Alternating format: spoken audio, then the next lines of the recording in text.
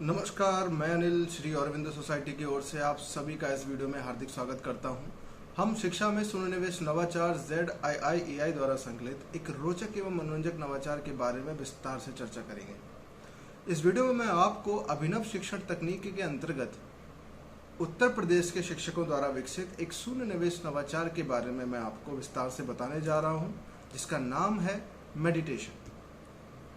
इस वीडियो में मैं आपको NCERT के गणित विषय के पाठ क्रमांक 4.10 पाठ का नाम पैटर्न के बारे में आपको विस्तार से बताने जा रहा हूं। साथ ही साथ मैं आपको यह भी बताऊंगा कि किस प्रकार से हम इस पाठ को इस नवाचार के साथ संकलित करके कक्षा में किस प्रकार से क्रियान्वयन कर सकते हैं, इस बारे में भी हम जानेंगे। तो शुरुआत करने से पहले इस पूरी प्रक्रिया की जो अवधि है वह 20 मिनट निर्धारित की गई है, जो कि 30 विद्यार्थी एवं एक शिक्षक के अनुसार अनुपात के अनुसार निर्धारित है। यदि आपकी कक्षा में 30 से कम या ज़्यादा विद्यार्थी हैं तो आप उनके अनुसार भी समय को कम या ज़्यादा कर सकते हैं। अब हम बात करेंगे इस नवाचार की नवीनता एवं उपयोगिता के बारे में।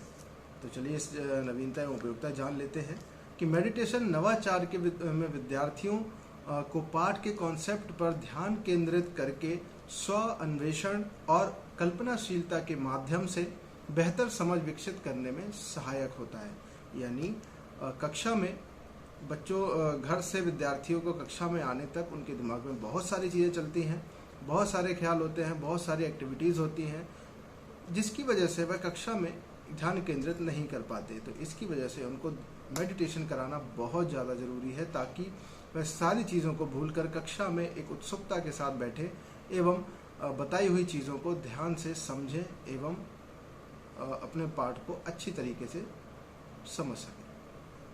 तो चलिए अब जानेंगे इस पूरी प्रक्रिया को। इससे पहले शिक्षक को किसी प्रकार के पूर्व प्रबंधन करने की कोई आवश्यकता नहीं होती है।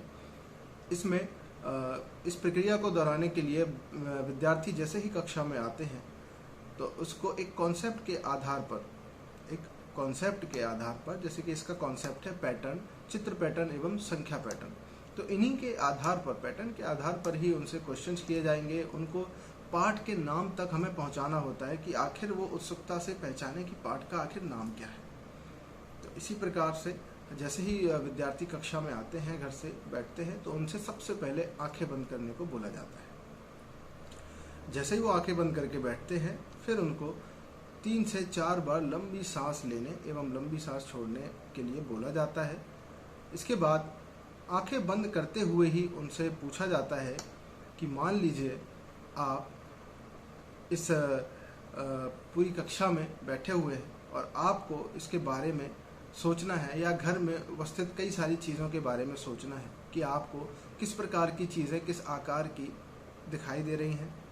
दरवाजे, पंखे, खिड़कियाँ, विद्यार्थी को बैठने की व्यवस्था, विद्यालय का मैदान, किस प्रकार के पैटर्न का आपको दिखाई देता है, उसका ध्यान दें, सोचिए, आप अपने दिमाग से उस चीज़ को याद करिए एवं उनके पैटर्न्स को ध्यान से देखिए किस प्रकार के दिखाई देते हैं, और उनको कुछ समय दे दिया जाता है ताकि वह उसको सोच सके अपने हिसाब से। इसके बाद उनको आंखें खोलने के लिए कहते हैं और एक एक करके फिर उनसे पूछा जाता है। वो चाहे तो हम अनुक्रमांक के हिसाब से पूछ सकते हैं, उनके नाम के अनुसार, या फिर उनकी बैठने की व्यवस्था के अनुसार एक एक करके हम उनसे प्रश्न पूछ सकते हैं। जैसे मान के चलिए किसी एक पहले विद्यार्थी से पूछा जाता है कि विद्यालय उपस्थिति मैदान की आकृति क्या है। विद्यार्थी बोलेगा गोलाकार। कक्षा विद्यार्थियों की बैठक व्यवस्था कौन से पैटर्न में हो सकती है, तो विद्यार्थी बताएंगे। एक लाइन में हो सकती है, सीधी रेखा में, अलग अलग जगह बैठने की व्यवस्था हो सकती है।